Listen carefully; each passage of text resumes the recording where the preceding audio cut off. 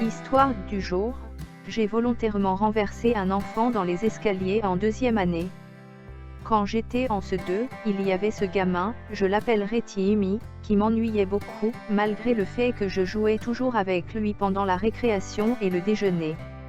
Nous avions tous les jouets de la classe sur une étagère au fond de la classe et notre professeur nous avait dit que nous étions uniquement autorisés à jouer avec eux pendant la récréation et le déjeuner.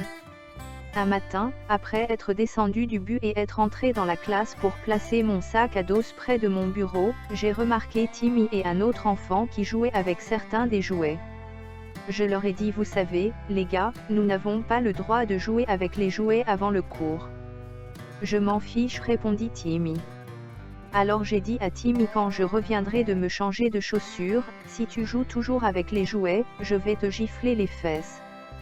Timmy a ensuite commencé à me pourchasser de manière ludique dans la salle de classe.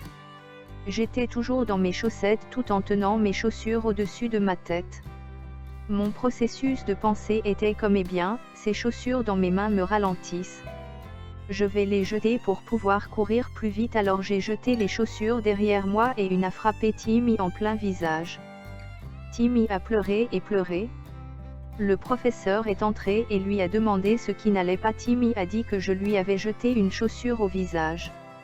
Il a donné l'impression que je l'ai délibérément frappé au visage. J'ai été envoyé au bureau du principe. Le principe n'a pas cru à ma version de l'histoire et j'ai eu une retenue. J'étais énervé contre Timmy, je détestais ses tripes. Quelques semaines plus tard, j'ai eu ma chance de me venger. C'était le jour du pyjama à l'école et tout le monde portait le sien. Timmy a décidé de porter de grosses pantoufles pour chiens encombrantes. Ils étaient bien trop gros pour lui. Notre classe avait un cours de technologie à l'étage où nous jouions à des jeux informatiques. Après cela, nous sommes tous retournés en classe dans une seule file d'attente. En descendant les escaliers, j'ai intentionnellement marché sur les pantoufles de Timmy. Il a trébuché et a dévalé toute la volée d'escalier. C'était aussi un gros gamin, donc ça faisait un bruit très fort. L'image en est comme regarder les mèmes de l'enfant qui sort des balançoires et fait une grève de bowling Wii Sport.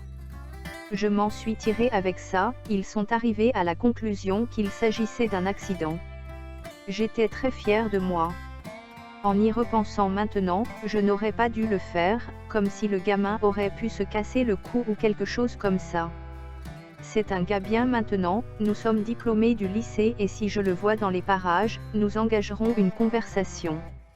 Mais je ne pense pas que je lui dirai jamais que je voulais lui faire du mal.